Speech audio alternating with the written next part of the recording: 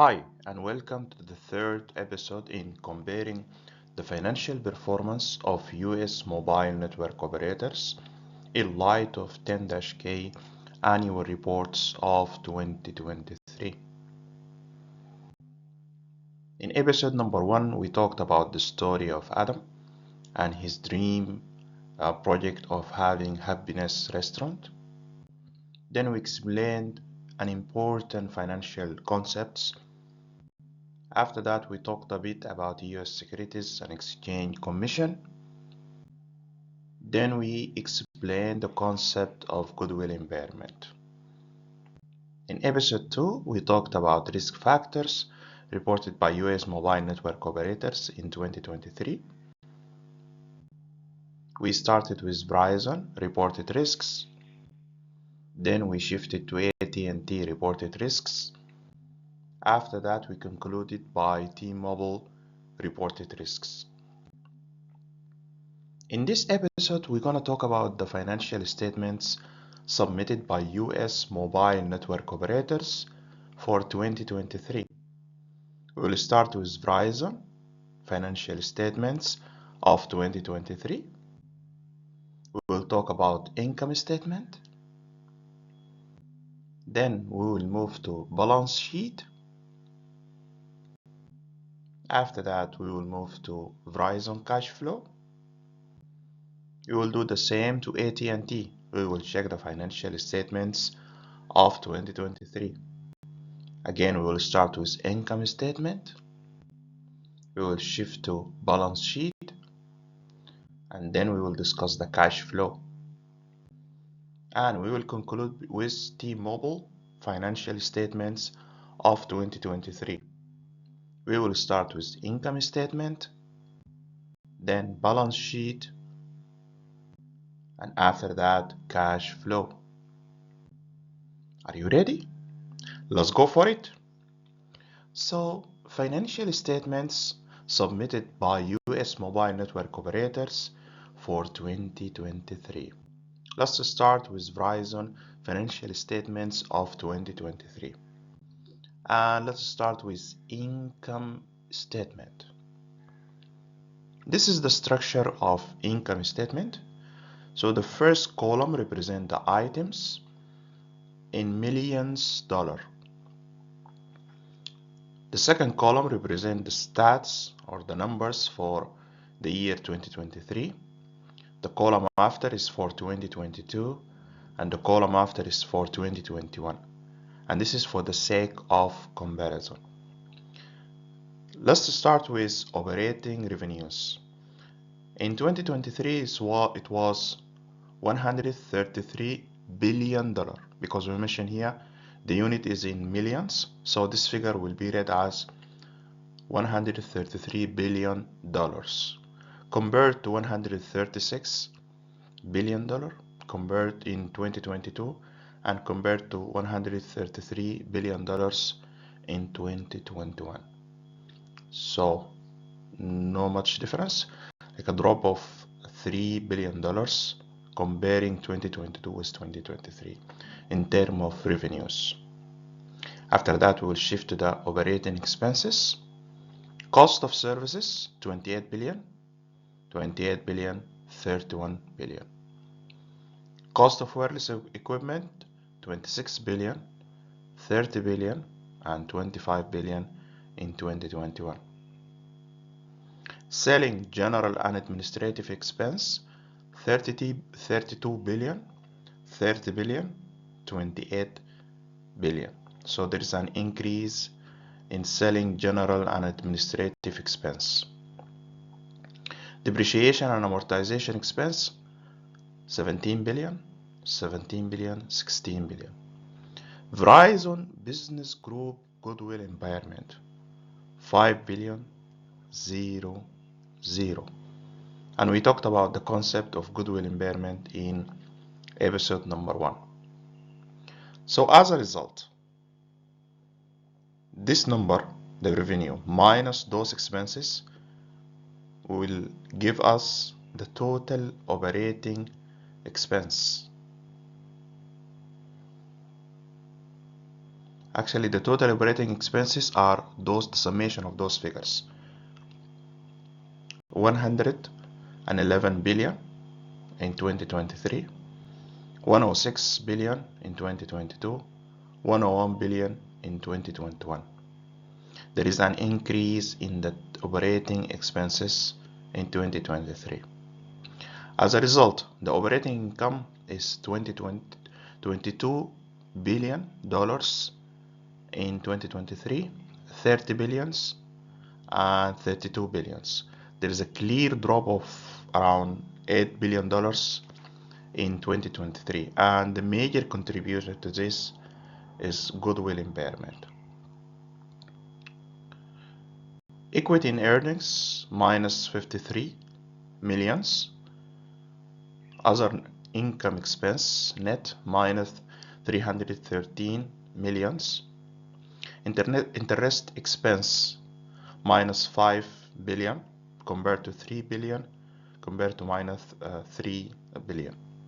So there is an increase of 2 billion in the interest expense. Income before provision for income tax is 16 billion compared to 28 billion compared to 29 billions in 2021.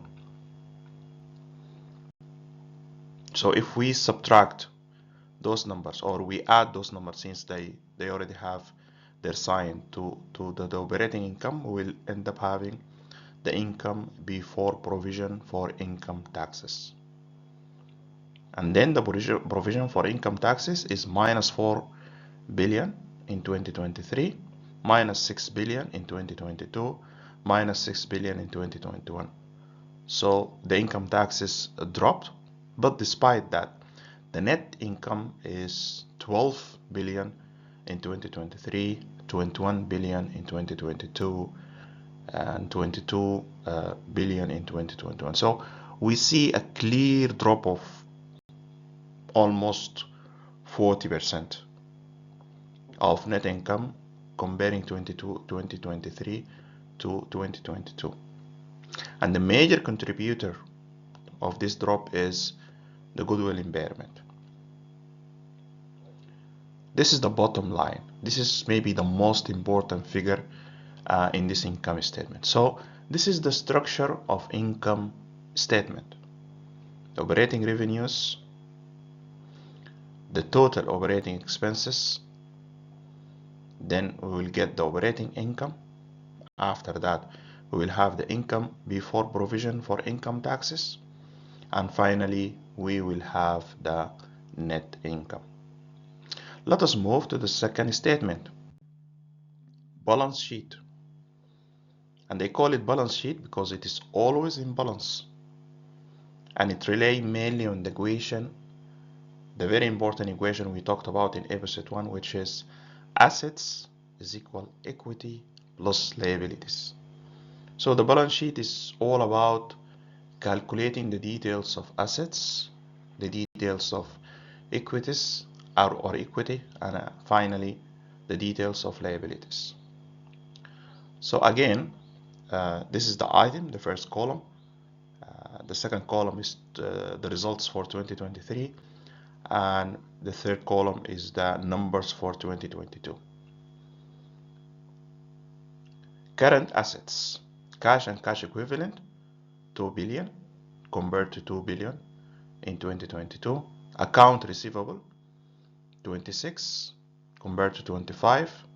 Less allowance for credit losses, 1 billion.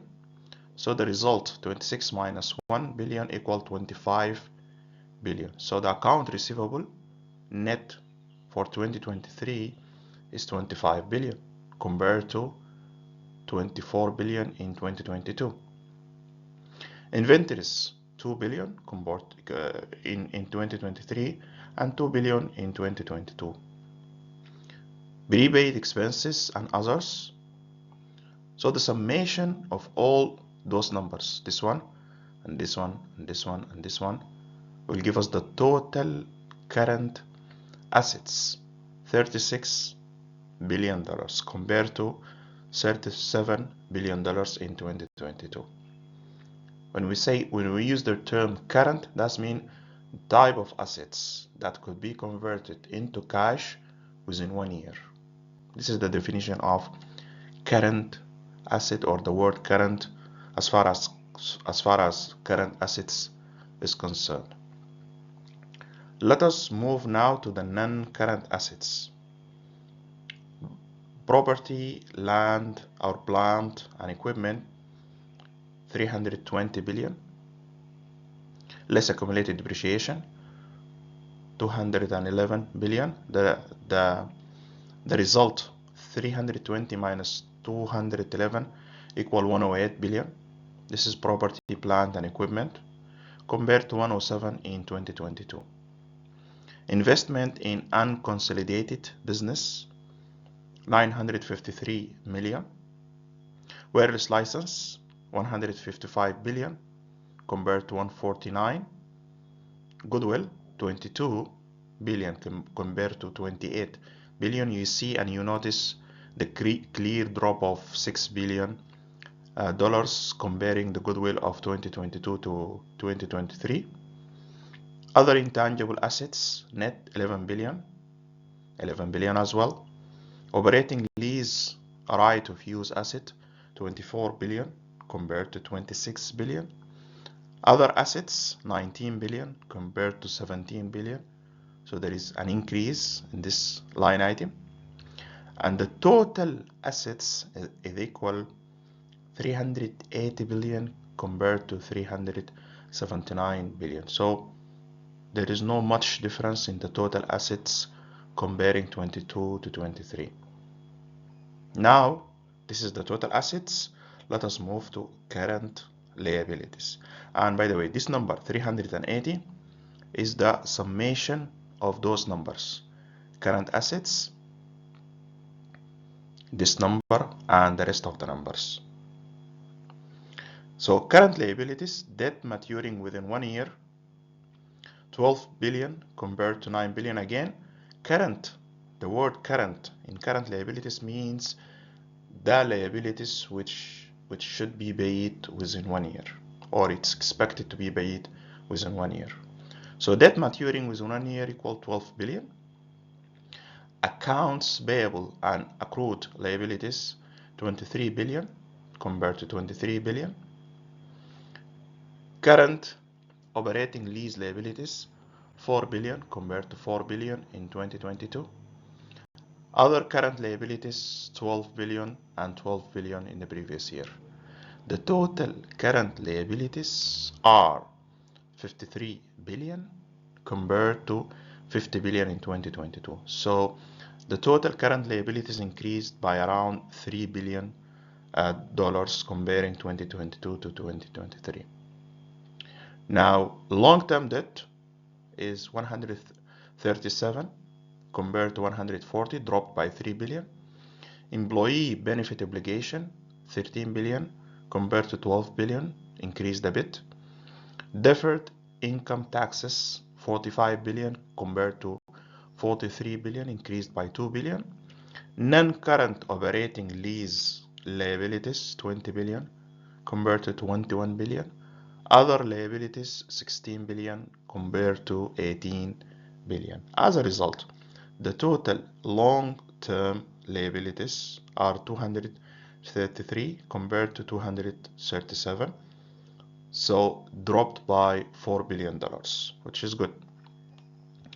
Moving to the third section of balance sheet is equity. Series preferred stock, zeros. Common stock, 429 million. Additional paid in capital, 13 billion compared to 13 billion. Return earnings, 82 billion compared to 82 billion. Accumulated other comprehensive loss, minus 1 billion. By the way, the return earnings is the amount of income, net income that has been returned for more or for future investment. Common stock in treasury at cost, minus 3 billion compared to minus 4 billion. Deferred compensation, 656 million compared to 793 million. Non-controlling interest 1 billion compared to 1 billion. So total equity, the summation of those numbers, is 93 billion compared to 92 billion. So the total equity dropped a bit from 92.4 to 93.7. And as a result, the total liabilities and equity, which is the summation of this number to this number to this number, will give us 380 billion compared to 379 billion. If you see here, the total liabilities and equities, 380 billion 255, and the total assets are 380 billion 255. So the same figure, because at any stage, at any moment in time, the total assets will equal the total liabilities plus equity. So this is the balance sheet, represents, as I said, the equation of assets equal equity plus liabilities. Assets is divided into two parts, current assets and non-current assets. Liabilities also divided into two parts, current liabilities and non-current liabilities. Moving now to cash flow. In cash flow, again, the first column will represent the item in millions. Second column represent year 2023. Third column represent year 2022. Fourth column represent year 2021. All those numbers are in $million. So cash from operating activities. We'll start with net income, 12 billion, and we got the net income from the income statement, so it is 12 billion. And then we have the depreciation and amortization, 17 billion. Employee retirement benefits, 1 billion. Deferred income tax, 2 billion. Provision for expected credit loss, 2 billion. Equity in loss earnings, 84 million. Verizon Business Group goodwill impairment, 5.8 billion. Account receivable, minus 2 billion. Inventories, 287 million. Prepaid expenses and others, minus 435 million. Accounts payable and accrued liabilities, 2 billion. Other net, minus 3 billion. So the net cash provided by operating activities is equal the summation of those numbers, will give us 37 billion compared to 37 billion in 2022 compared to 39 billion in 2021. Now let us move to the second section of cash flow, which is the cash flows from investing activities. The activities to get money or to give money, to borrow money or to get money. Capital expenditure, minus 18 billion compared to minus 23, compared to minus 20 in 2021. Cash received or paid is minus 30 million. Acquisitions of wireless license, minus 5 million compared to minus 3 million compared to minus 47 billion. Collateral receipts, 880 million, minus 2 billion, minus 21 million. Proceeds from deposition or disposition of business, others, net, 281 million. The net cash used in investing activities is minus 23 billion. This is the summation of those numbers. It's compared to minus 28 in 2022 compared to minus 67 in 2021. So in 2021 the investing or the cash flow from investing activity was huge. and mainly this is due to acquisition of wireless license. And now moving to the third section of cash flow, which is cash flows from financing activity. This is cash flow from investing activity. This is related to the money used for investments, such as building infrastructure. While here, this is the cash flows from financing activities. This is the cash flow relating to getting money or borrowing money or lending money. So proceeds from long-term borrowing, 2 billion. Proceeds from asset-backed borrowing, 6 billion. Net proceeds from repayment, minus 150 million. Repayment of long-term borrowings, minus 6 billion. Repayment of asset-backed borrowings, minus 4 billion. Dividend paid, minus 11 billion. Other net, minus 1 billion. Net cash used in financing activities is minus 14 billion compared to minus 8 billion compared to 8 billion. So you see the increase in cash used in financing activities in 2023. As a result, the summation of this number, which is the net cash provided by operating activities, to the net cash used in investing activities, to the net cash used in financing activities, will give us this number.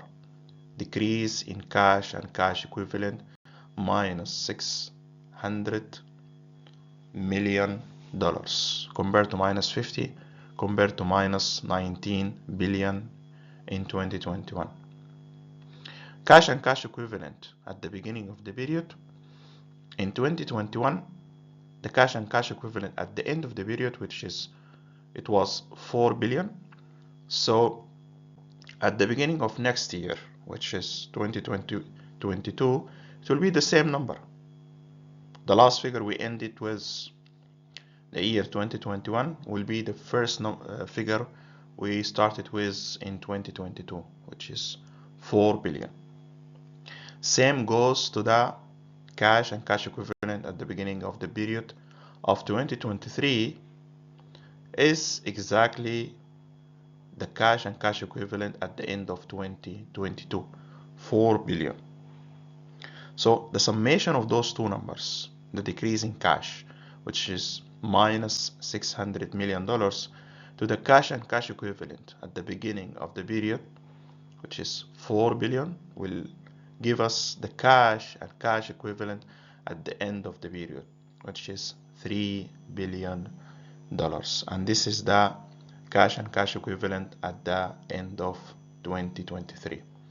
So basically, cash flow is a way of, I could say, reverse engineering the numbers to get the amount of cash at the beginning and at the end of the year by including all the expenses. The nature of cash flow statement is accumulative in the sense that it accounts for all the events happened during the year.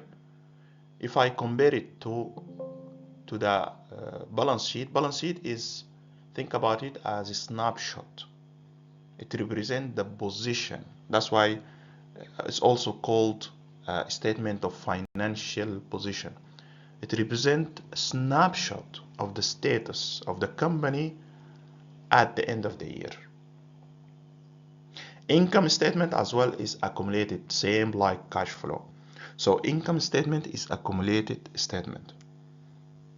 Balance sheet is a snapshot and cash flow is accumulated statement. So those are the financial statements of Verizon. Let us now move to the financial statements of AT&T. We'll start with income statement of AT&T. So we are expecting to see the same inputs, the items, years 2023, 2022, and 2021. And we are expecting to see more or less the same items in the income statements. The total operating revenue is or was 122 billion compared to 120 in 2022 compared to 134 in 2021. So from 2021 to 2022 it dropped, but again it started to grow in 2023 comparing to 2022 with $2 billion increase. COGS or cost of goods and service sold is 23 billion compared to 24 billion compared to 23 billion in 2021. Other cost of revenues 26, 26, 28. Selling general administrative 28, 28, 29. Asset impairment and abandonment and restructuring 1 billion, 27 billion, 213 million. Depreciation and amortization 18 billion, 18 billion, 17 billion. Total operating expenses, this is the summation of those numbers. So the total operating expenses in 2023 is 98 billion compared to 125 billion in 2022 compared to 108 billion in 2021. As a result, the operating income is subtracting 98 billion from 122 billion will give us 23 billion as operating income compared to minus 4 billion in 2022 compared to 25 billion in 2021. Wow. So in 2021 it was 25, dropped to minus 4. The company was in loss in 2022. It went back to profit to 2023. In 2023, even it was about to reach the level of 2021. Well done. Interest expense minus 6 billion. Equity in net income of affiliates 1 billion compared to 600 million. Other income expense 100 billion or 1 billion, sorry, 5 billion, 9 billion. Total other income minus 3 billion compared to 1 billion and 3 billion. So income loss from continuing operations before tax would be the summation of those numbers, basically this number and this number. 23 minus 3.6 is equal 19.8 billion compared to minus 3 compared to 29 in 2021. Income tax expense on continuing operation is 4 billion, 3 billion, 5 billion. So income or loss from continuing operation is equal subtracting 4 billion from 19 billion will give us 15 billion compared to minus 6 compared to 23.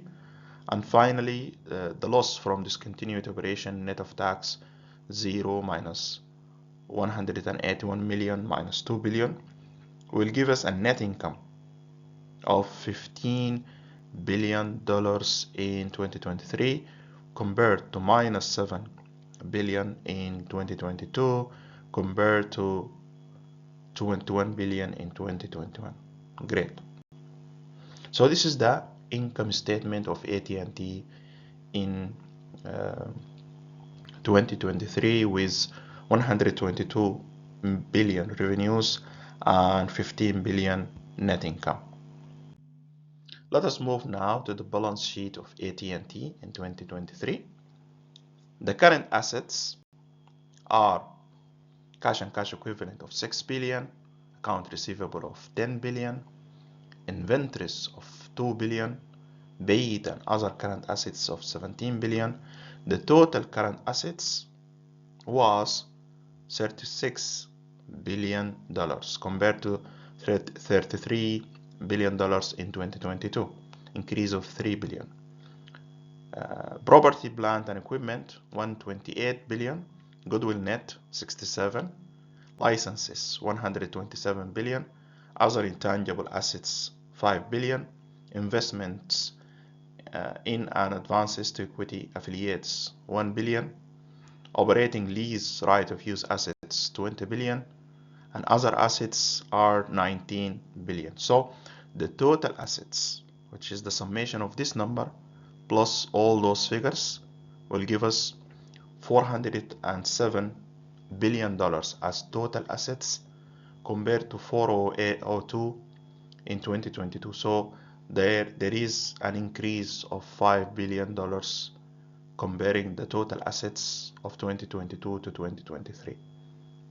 Actually, vice versa, comparing 2023 to 2022. Current liabilities. Debt maturing within 1 year, 9 billion. Not payable to DirecTV, and this is DirecTV is one of the products of AT&T, 0. Account payable and accrued liabilities. Advanced billing and customer deposit, 3 billion. Dividend payable, 2 billion. So the total current liabilities as a result is 51 billion compared to 56. So the total current liabilities dropped by 5 billion in 2023. Long-term debt 127 compared to 128, dropped by 1 billion. Deferred credit and other non-controlling liabilities. Deferred income taxes 58 compared to 57 billion.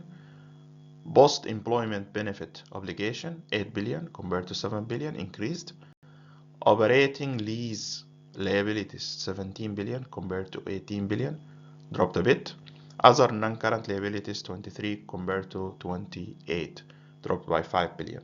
So the total deferred credits and other non-current liabilities is 108 billion compared to 111 billion in 2022. Redeemable non-controlling interest 1 billion. Stockholders equity. Common stock 7 billion. Additional paid-in capital 114 billion. Returned deficit earnings is minus 5 billion. Treasury stock minus 16 billion. Accumulated other comprehensive income 2 billion. And non-controlling interest 14 billion. Total stakeholder equity is 117 billion, which is the summation of those numbers compared to 106 in 2022. Clear increase of 11 billion from 2022 to 2023. As a result, the total liabilities and stock equity is $407 billion in 2023. Again, this is the summation of this number, the total equity, and this number, the total deferred credit and non-controlling liabilities, and the total current liabilities. Again, the total liabilities and stock equity 407,060 is equal to the total assets of 407,060, and this should be the case all the time, because at every moment, at any moment in time, total assets should equal to total liabilities plus equity. The cash flow of AT&T in 2023, the net income was 15 billion. Adjustment to reconcile income loss, depreciation and amortization 18 billion. Provision for uncontrolled or uncollectible accounts 1 billion. Deferred income tax expense 3 billion. Net gain or loss 441 million. Pension and post-retirement benefit is minus 2 billion. Actuarial and settlement gain loss 1 million or 1 billion. Asset impairment and abandonment and restructuring 1 billion. Receivables 82 million. Other current assets minus 642 million. Accounts payable and other accrued liabilities minus 1 billion. Equipment installment, receivable and related sales minus 133 million. Deferred customer contract acquisition and fulfillment costs 1 million. Post-retirement claim and contributions minus 735 million. Other net 1 billion. So the total adjustment is 22 billion. So the net cash provided by operating activities is 38, which is the summation of 15 plus 22, give us $38 billion. Let's move to investing activities. The type of activities where the company invested and on the different aspects such as infrastructure. Capital expenditure minus 17 billion. Acquisition net of cash acquired minus 2 billion. Dispositions 72 million. Distribution from DirecTV in excess of cumulative equity 2 billion. Purchase, sales and settlement of securities 900 million. Other net minus 84 million. So net cash used in investing activities is minus 19 billion. This is the summation of those figures. Financing activities, the third section. Net cash in short-term borrowing minus 914 million. Issuance of other short-term borrowing 5 billion. Repayment of other short-term borrowing minus 3 billion. Proceeds from issuance of long-term debt 10 billion. And repayment of long-term debt minus 12 billion. Note payable to DirecTV net of payments minus 130 million. Payment of vendor financing.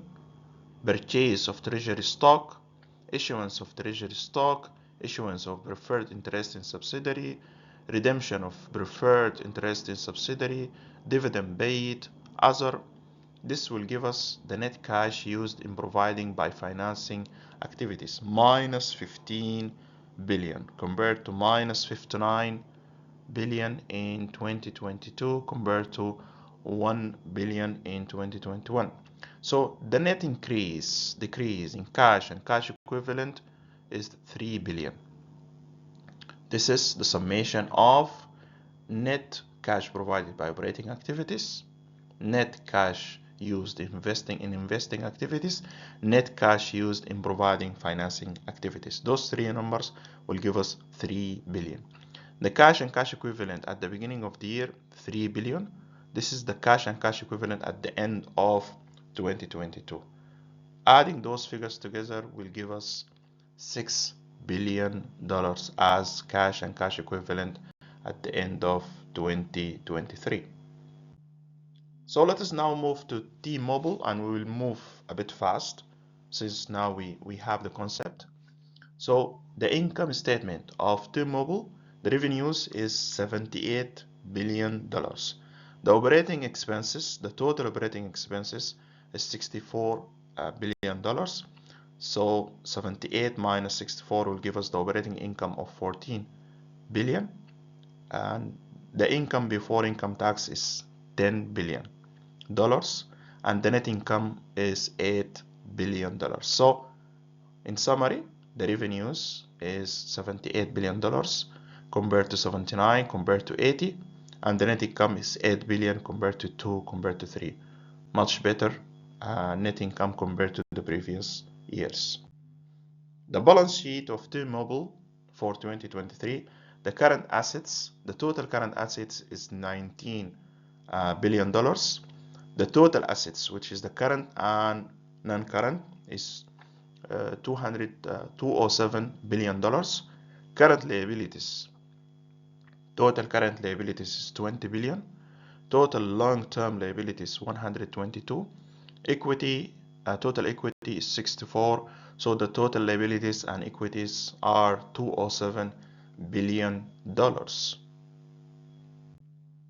The cash flow. The cash flow for T-Mobile will start with operating activities, and the net cash provided by operating activities is $18 billion. The investing activities, the net cash used in investing activities is minus $5 billion. The net cash used in providing financing activities is minus $12 billion. So the change in cash and cash equivalent for 2023 is 633 million compared to minus 2 billion compared to minus 3 billion. So it's this year 2023 is better than previous years. So end of the period, T-Mobile has had $5 billion compared to $4 billion at the end of 2022 compared to $6 billion at the end of 2021. So this is the financial statements of the three companies. In next episode, we're gonna compare the financial ratios in light of the financial statements which we just discussed. We will start with profitability financial ratios, then we will shift to liquidity financial statements, financial ratios, and then we will move to risk, leverage, and solvency financial ratios, and we will conclude with other ratios.